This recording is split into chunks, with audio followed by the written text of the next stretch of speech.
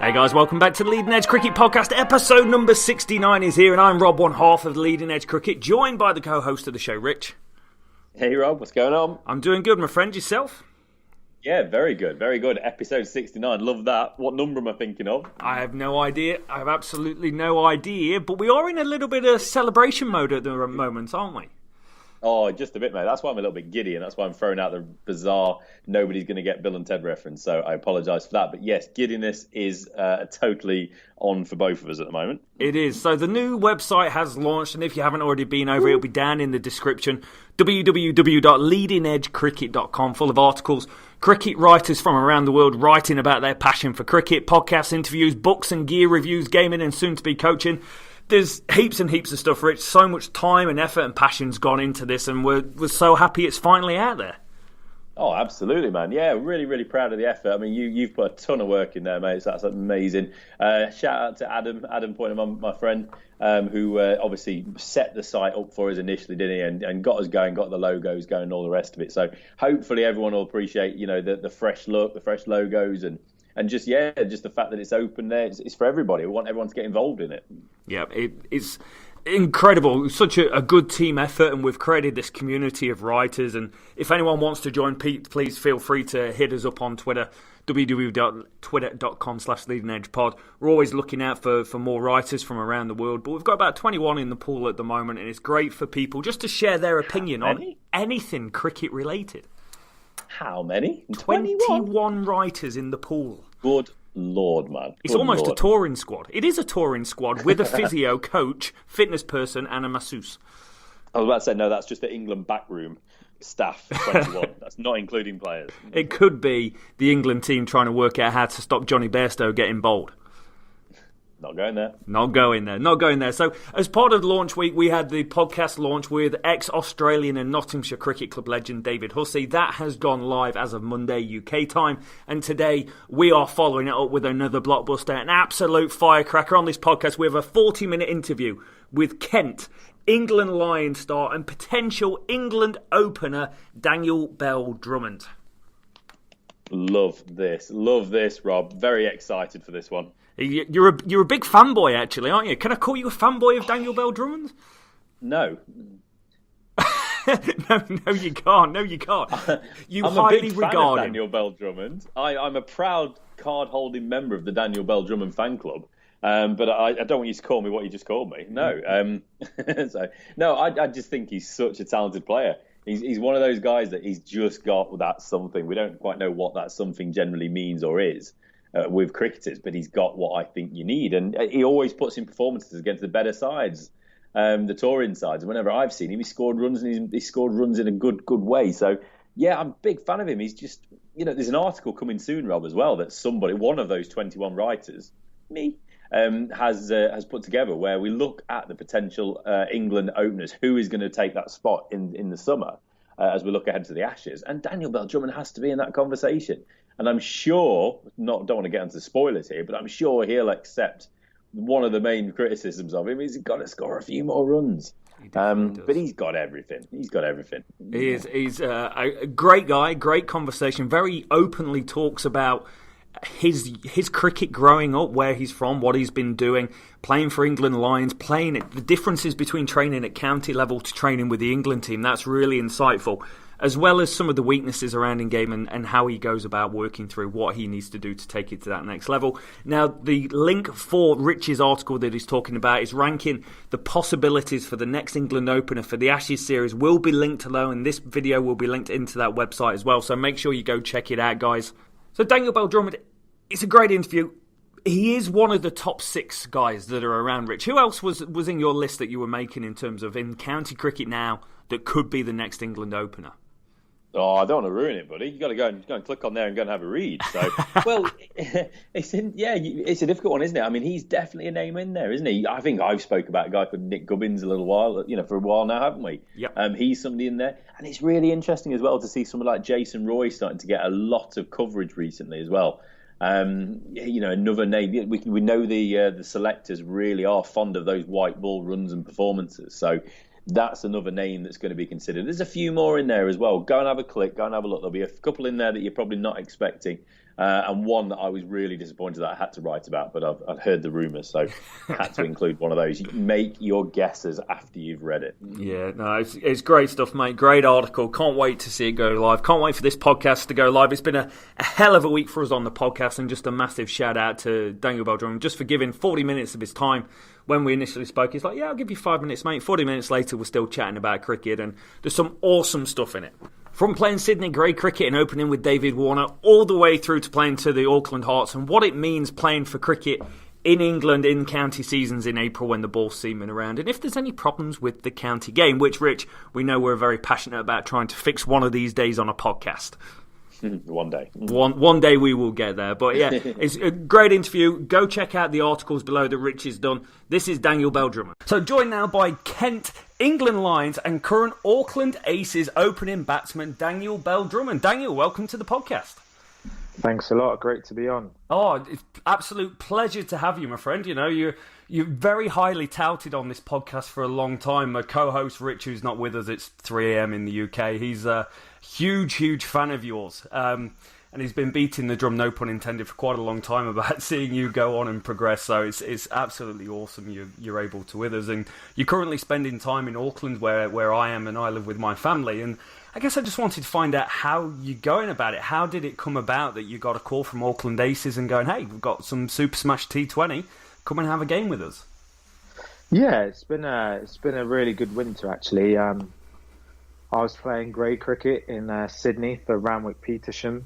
And to be honest, I just wanted to get away from England, get away from the cold, sort of hit the reset button and play some strong cricket. And I didn't really have the Auckland stuff in mind. Like, obviously, as a professional, you've always got to be ready and to have options out there. But I was just pretty set on having a winter with Randwick Petersham, and getting my head down and trying to hit pre-season ready for Kent. But no, I got a call from my agent because James Vince had been called up to the Sydney Sixers because obviously my teammate Joe Denley had gone to play for England to West Indies, and I heard that because I was close by in Sydney, it made quite a bit of sense for the Auckland Aces to take me on, just with time, and if they had to fly someone from England, it would obviously take quite a bit of time, especially for the player to get into it. So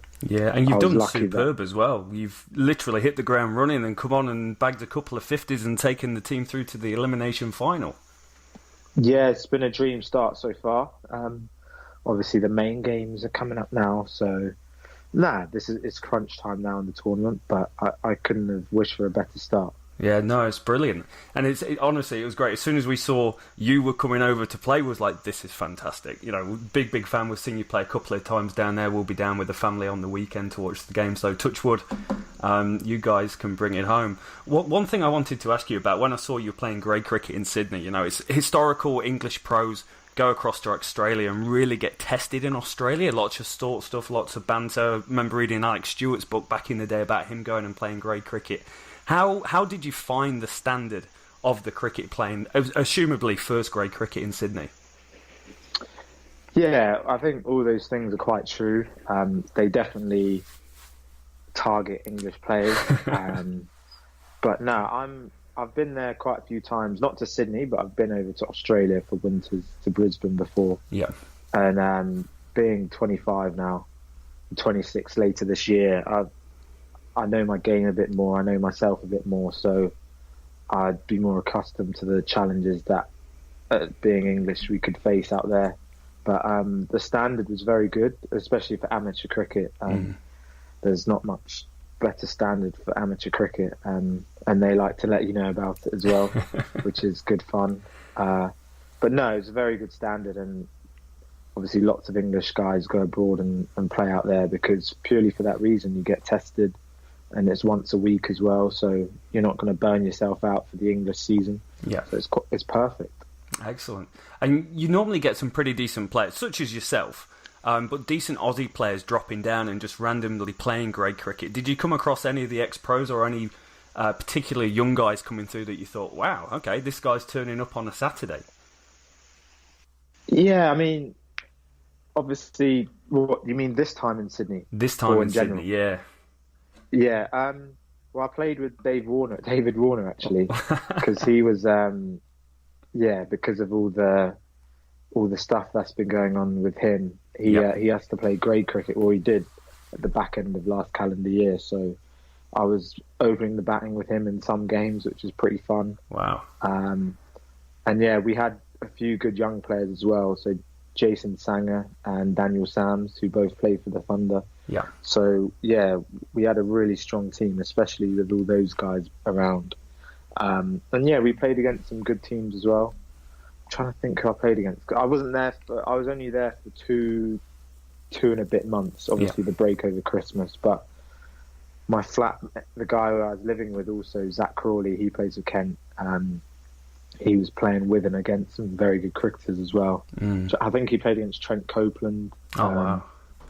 It's really a who's who, isn't it, of Aussie cricketers that you seem to see in this grade cricket. And like you say, it's as a good a club cricket as you're ever going to see around the world and get tested. And, you know, for someone such as yourself, Daniel, that, you know, England ambitions and you've been touted for so many years, it must feel good to be able to get that all round, all year round sort of feel for just playing at the top level.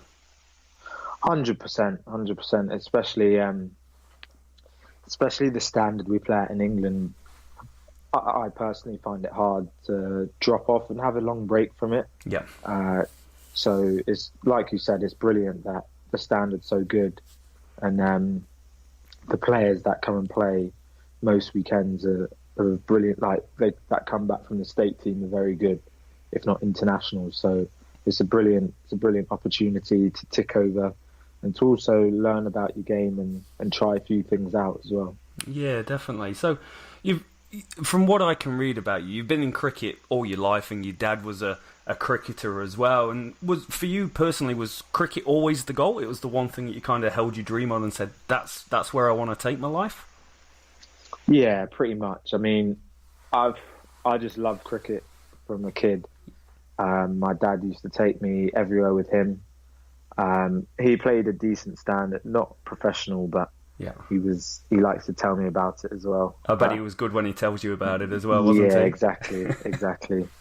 But no, I loved it from the beginning.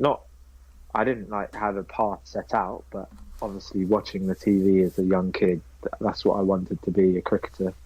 But yeah, I mean, I've always had the love for it, and I'm lucky enough to be pursuing my dream, and hopefully for many years to come as well. Yeah, definitely. And you've had such an impact as a young player in the country. You was Wisden 2012 Young Player of the Year, and you was part of the Under-19 World Cup squad as well. As a youngster coming through, that must have been such an amazing learning, because you have all this time at Kent, and then you get to kind of go and play the next level. Like, oh wow, I'm playing Under-19 World Cup. It's kind of a big deal. Did it feel a big deal at the time, and did you take a lot from it? Yeah, looking back, it feels quite a while ago now. I just being a kid, I was always there or thereabouts, and being at Millfield School as well. Yeah. I was always playing with the best of the best for my age, and I think our school is one of the best. I think it is statistically probably the best school in England cricket-wise. I'm not boasting, but just probably the trophies we've won, yeah. And just training with.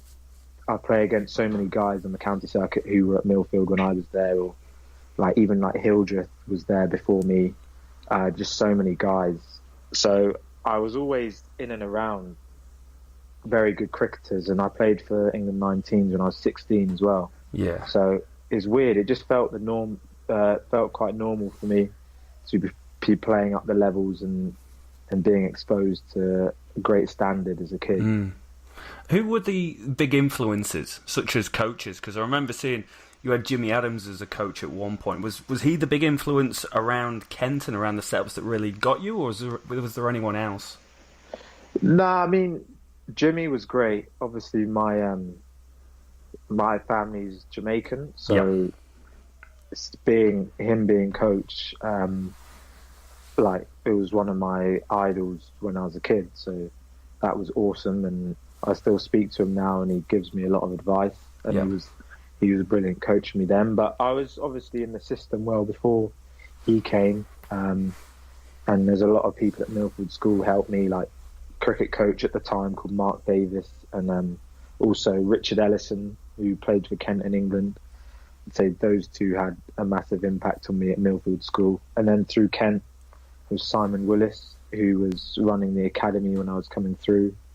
So there's many big influences. I mean, Jimmy was great for me, and he sort of oversaw that period of me being an under-19 cricketer to a fully first-team pro. Yeah. But no, there's been many people, especially my dad, but no, there's been many people who've helped me along the way.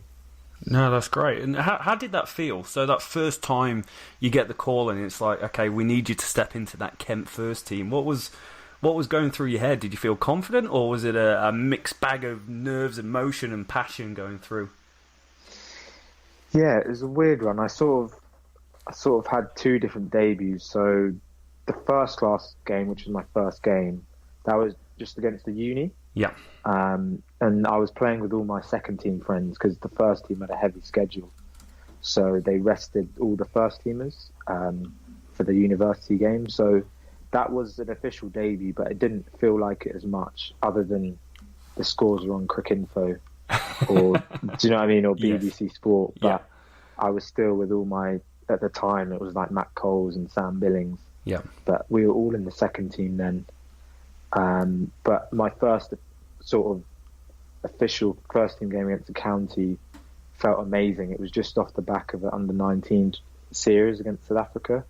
And yeah, I think Rob Key was injured, and Paul Farbrace was coach at the time. He's been a massive help as well. Yeah, in my career growing up. And he said, "Yeah, you're travelling with me up to Worcester." Just the same day I finished with the 19s, and I remember going up with Adam Ball, just thinking, "Wow, this is for real." I was played against Syed Ajmal the next day in front of the biggest crowd I had been in front of at New Road. And that was a really surreal feeling, but I didn't have much time to think about it because I didn't know it was coming until the day before. Yeah. So, yeah. That's pretty special occasion, and for a family from cricket such as your father, he must have looked with amazing pride at you being able to do that, and no more so than when you probably got your first class century as well, the 2013. Yeah, again, so that was against the university. So that was an amazing feeling. Yeah, I remember that quite vividly, and I put in a lot of work that winter. I just come off the back of my under-19 World Cup. Yeah. The end of that previous year, which didn't go as well as I wanted. So I put in a lot of work. I had an operation that winter, I remember, and it was a tough winter just getting everything back going. So that was a very proud moment to start the season in April with a first-class ton under my belt. Definitely. And your career, as soon as you kind of came onto the scene, we started hearing about you as cricket fans. And there's this guy, and we used to watch you on TV. And then you went on and you played some England line stuff, and you was progressing through the system quite well. And you're very, very young and got an amazing future ahead of you. But that England Lions must have been, again, it's another step up in terms of the grade that you're playing at. You're seen as the next top level of county cricketers, and that must have felt a hell of an achievement. Yeah, definitely. I mean, I think I got, so that would have been the end of 2015. Correct. So yeah.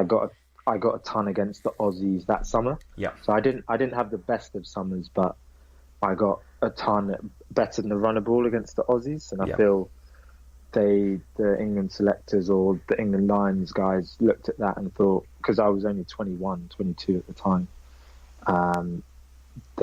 they wanted to push me forward, which was great. And I had a brilliant winter. I learnt so much. Went to Dubai to play against Pakistan.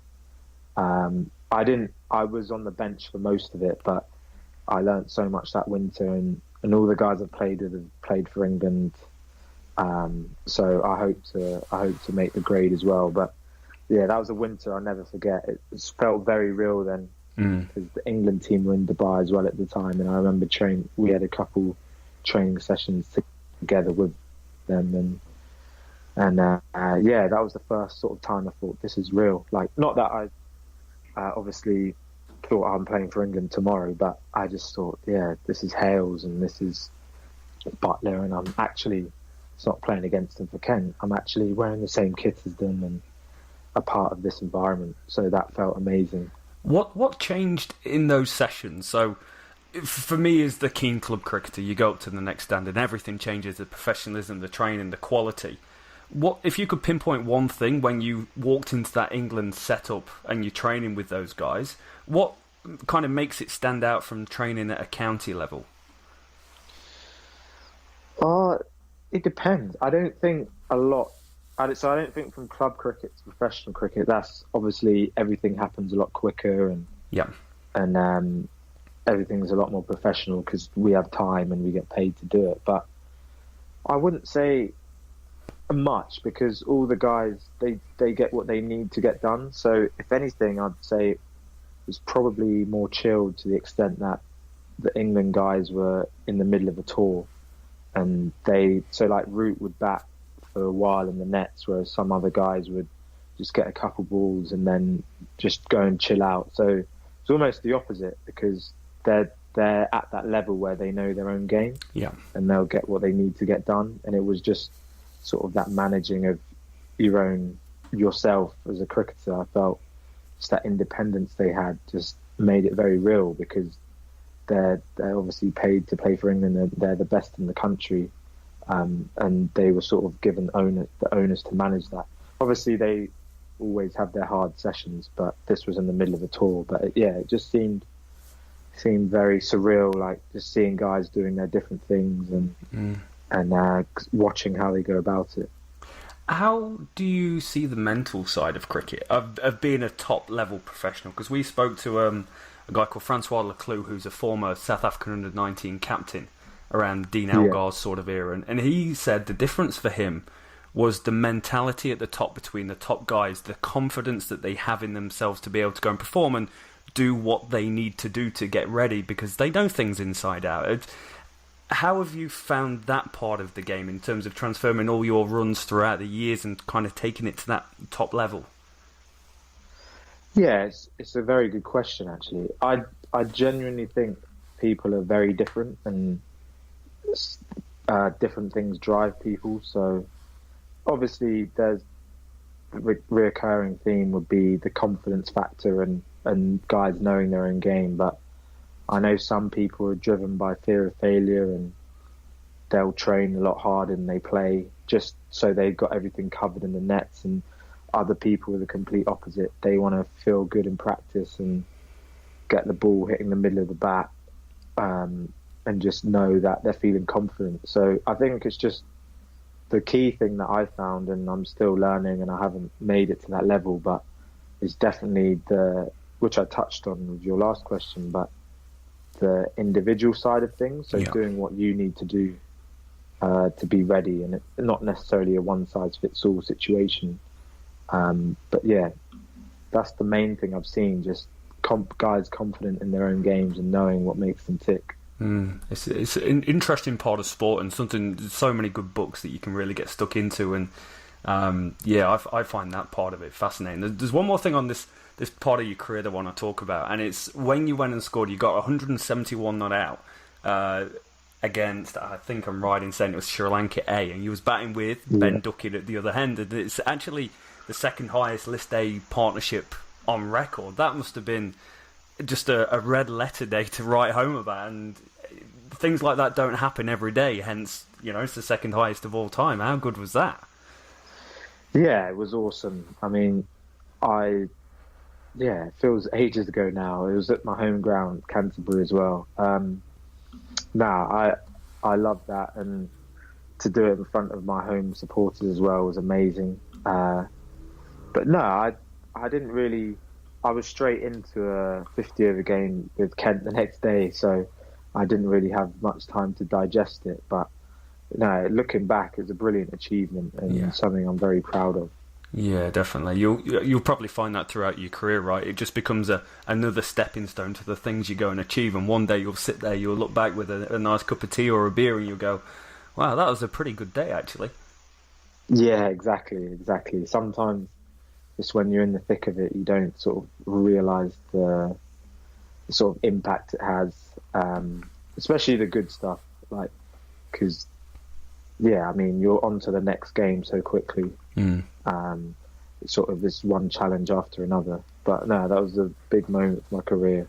No, it's fantastic, really fantastic achievement. But what comes next for you as a cricketer? What's the big goal that you want to achieve as a professional cricketer?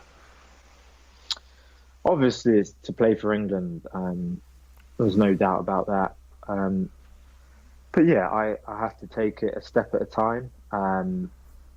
Obviously, I've been in the Lions squad. I've done quite well with them, but obviously time moves on, and I haven't been up till now good enough to break into the main team. So I think I've just got to get my head down and do well for Kent. To be honest, I've enjoyed the winter I've had. I'm looking forward to getting back and getting stuck into it. But I'm quite glad for the winter I've had to get away from home and to really train hard. Yeah, it must be hard sometimes being a professional sportsman in the thick of it. And those times you actually do get away and space away from, England cricket is so heavily mediated all the time. It must feel quite liberating in a way. Yeah, it did. Because I had a solid sort of 3 years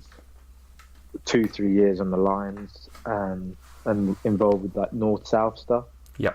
So this has been my first winter really since 2015 to get away from that environment, and I want to be there, but like you say, it's been good to sort of step back from it, and sometimes being on those tours, it's hard to.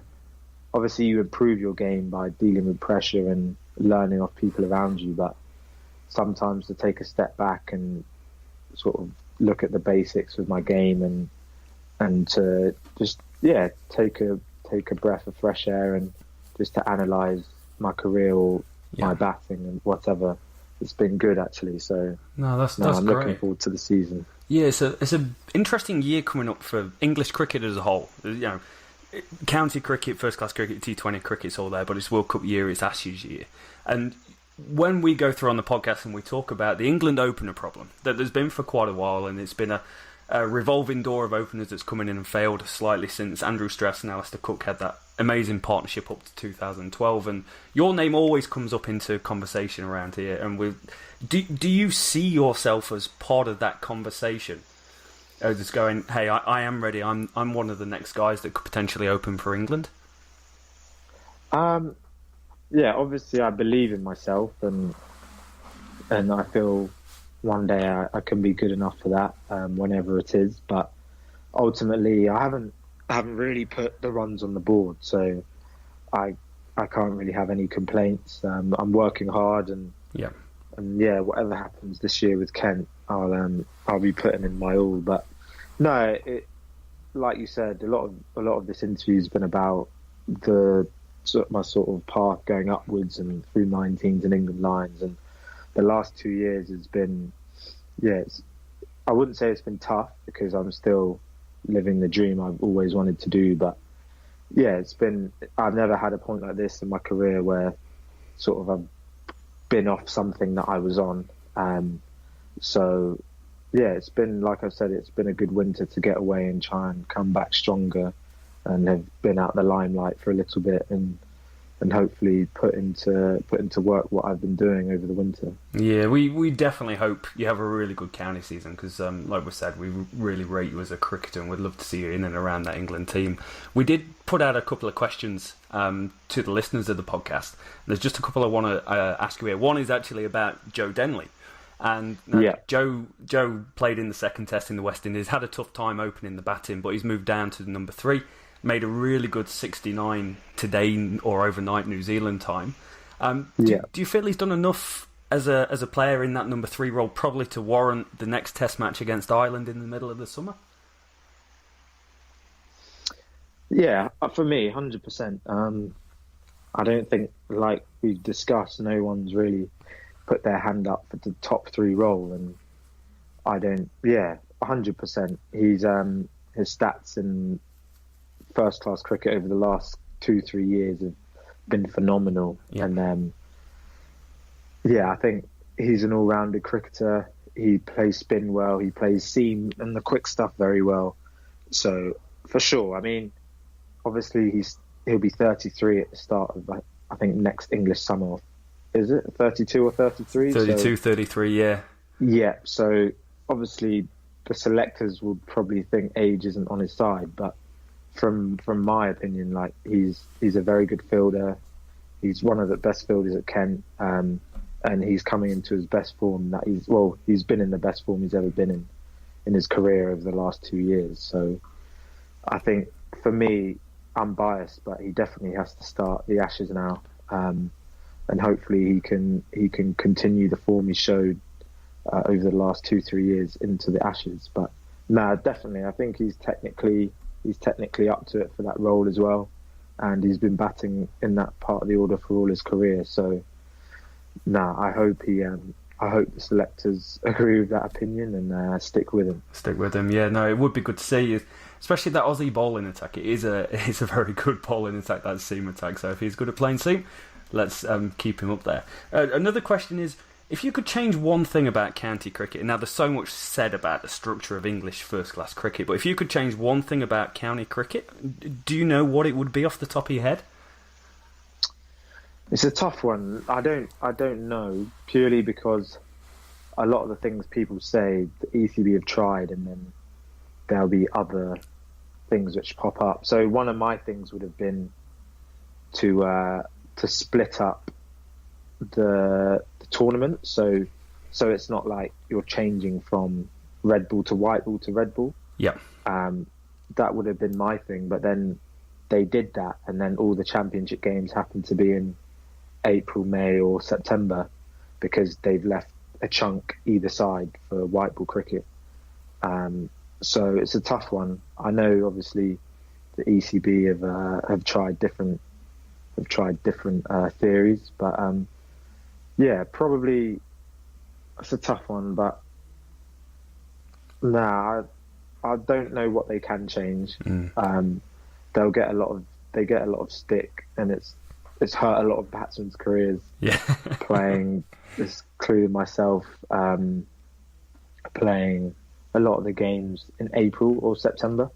But there's not a lot they can do. Obviously, money's the big issue, and if they're getting people through the gates in July for white ball cricket, that's funding a lot of people's wages. So it is what it is, and I know it is what it is. I guess it comes down. There's no easy answer, and there's no easy fix, and there's probably a room of experts that try and sit there every single year and try and work out how to improve the game. But exactly, it's an opinionated sport, cricket, and everyone's got their opinion on how they think they can do it better. So it's a funny one. But one thing that one of the listeners mentioned, Craig, was, do you think 2 overseas players would improve the quality of first-class cricket or diminish the opportunity for English-eligible players? And I think the reason he said that, there was a bit of a tweet from Kevin Peterson about the players that was playing and overseas players back in 2005. And people have come back saying, hey, have you seen Mornay Morkel? Abbott's there. There's so many different guys playing. Different sort of situations, a lot of Colpack players. But do you feel more overseas players would improve the quality of the game?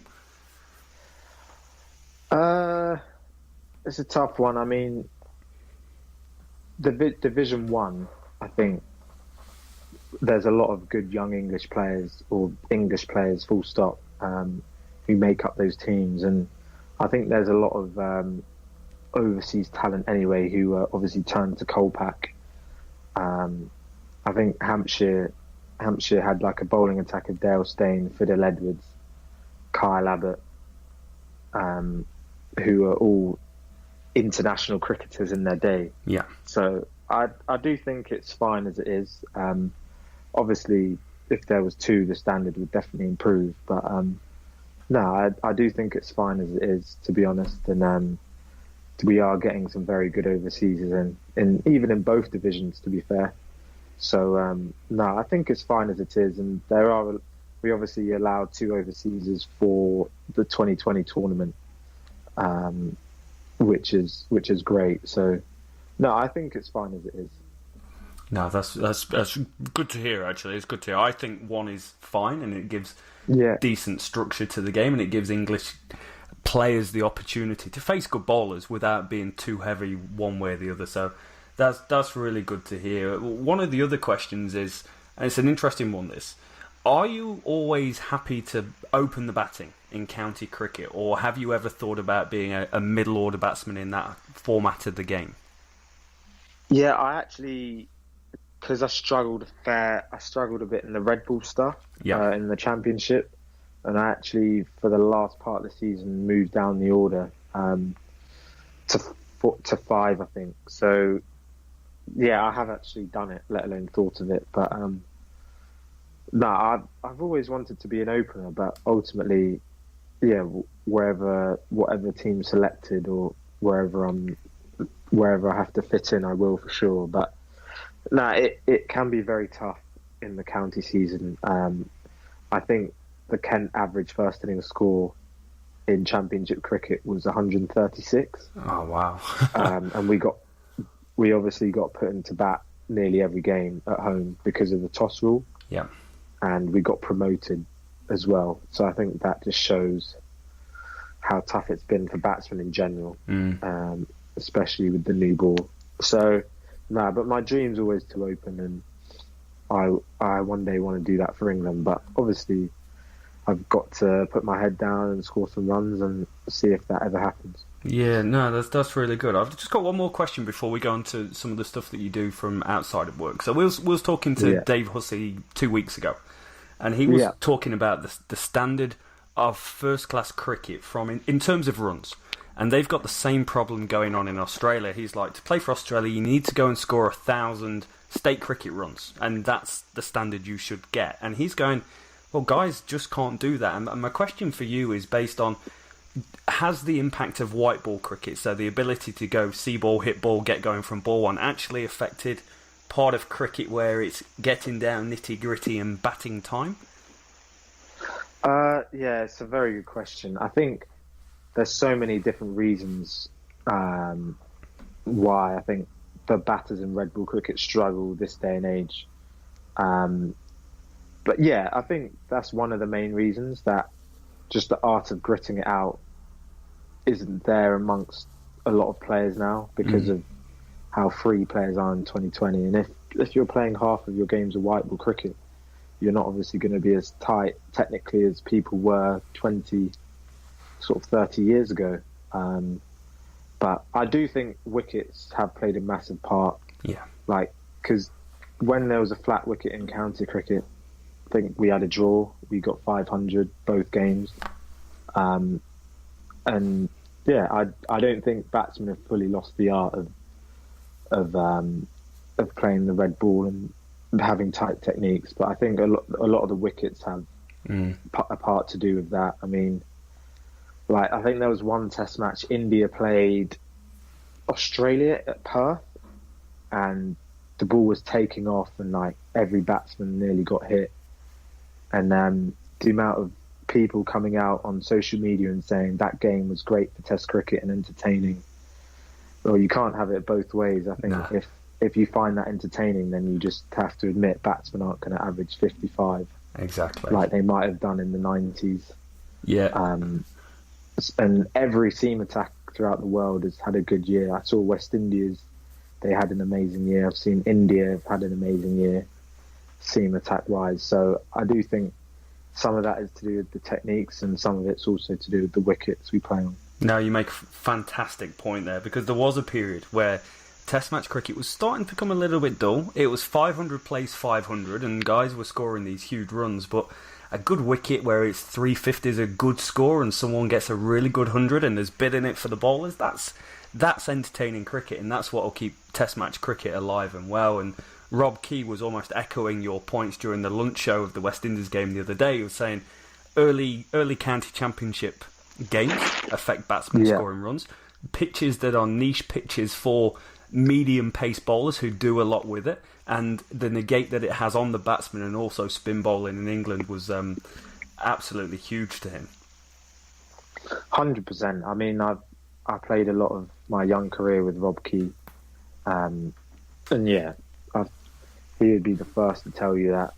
And I think even he said it, like up until about 2010 when they brought in the Tiflex balls, he said just how much easier he found it, even against better bowlers, before sort of 2010-11. Yeah.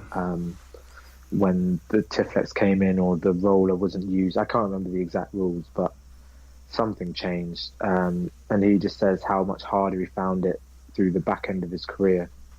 But yeah, I do think Kent are in Division 1 now, but when Rob was playing the end of his career, we were in Division 2, so obviously the dynamics change a bit there. The wickets are obviously test wickets in Division 1, or more so test grounds, so I don't know if that will play a part or not, but county cricket is definitely medium pace orientated in terms of, if you look at a lot of the stats, the guys who bowl medium pace will be taking the bulk of the wickets. But it just shows, because obviously like Jack Leach and Don Best both play on more spin-friendly wickets. They do, yes. Yeah. They're the ones sort of in the frame to play for England because they have the confidence of taking wickets and bowling overs. And we've got a couple good spinners at Kent, but they were barely used in the Red Bull format. Just gone because of the wickets. So maybe it's two sides to it. Maybe just accept that English conditions, or maybe people will be concerned and want to change the wickets, but we'll see. Yeah, we'll see where it goes. But we're very excited to see how you go in Division 1, and you never know, playing on some more of these better wickets, hopefully you get a few runs. We're really rooting for you on Leading Edge Cricket to try and get a decent run of the season at the start and put yourself in contention for that England lineup towards August time. Yeah, it's going to be a long summer, isn't it? It is. It's going to be a great summer. Did you say England play against Ireland? England have got, I think it's a 4-day test match against Ireland. Okay, that's good. Different rules. Slightly different rules. Yeah. I don't know why, but different rules. Yeah, I think they've said 4-day cricket can be test now. That's fair enough. Yeah, I think I didn't know that. They'll make it up as they go along to make the finances work. I think that's what it comes down to. Yeah. So away from cricket, Daniel, it's still cricket related, but you've got something called the Platform Cricket Project. What exactly is that?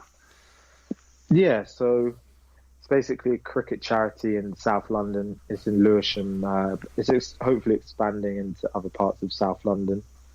It's just basically aimed at underprivileged ethnic minority kids, but any kids really who we go into the schools sort of year 4 ages, sort of, what's that, 9-year-old, 8, 9, 10, and we go into the schools and do cricket during PE. Obviously I haven't done much of it. I sort of made it up at the start with a colleague, and he's doing all the work from the finances to on top of the coaching side of things. Yeah. But yeah, we go into the schools and we coach cricket in their PE lessons, just so during school time, during curriculum time, just so it's just fun stuff, so they can get accustomed to the sport and have other things to do. Because especially in Lewisham, there was barely any cricket happening, and I was one of the lucky few with the parenting and the father I have, that he went out of his way to provide the facilities or to help coach me. So I think it's a big thing. Like, some of the kids in these areas don't get that chance. So it's a charitable cause, and That's fantastic. It's fantastic that you've put your name to this. You're working with a business partner, and it's growing and expanding. And anything that does give underprivileged kids the opportunity to try things and have fun things in their life is always a great thing, and something that it's great to see someone like yourself behind. If anyone wants to find out more details about this, whereabouts did they go to? So on Twitter, it's called @platformldn1. So that's the name of it on Twitter. We're currently in the process of making a website for it, but Twitter's the place to go to see what we're getting up to, and the contact details are there as well. But we post stuff most days of how it's going in the schools and the different areas in Lewisham, because we've got a lot of different pockets now we work in. It's great. So definitely get on Twitter and have a look how it's going. Yeah, definitely. We'll post all the Twitter links below. We'll put Daniel's on there. We'll put the Platform Cricket Project on there. Daniel, thank you so much for jumping on the podcast. I really appreciate how generous you've been with your time for the last 40 minutes, and I can't wait to see you play on the weekend and put the Auckland Aces into the final. Thanks a lot. I appreciate it, Rob. Great to be on. Thank you very much. And that is 40 minutes with future England opener. I'm calling it, I'm putting it out there, future England opener, Daniel Bell Drummond. We've had 2 great interviews this week, one with David Hussey, one with Daniel Bell Drummond. Things are really ramping up nicely around the podcast. Massive thanks to Rich for all the work that he's done and the article, which again is linked below. Make sure you subscribe on YouTube, Android, Apple, Spotify, iHeartRadio or SoundCloud. Wherever you listen to your podcast, you will find us there. And the more reviews you guys can leave, the better it is for us and the more chance we've got of growing, guys. Thank you so much for listening. Until next time.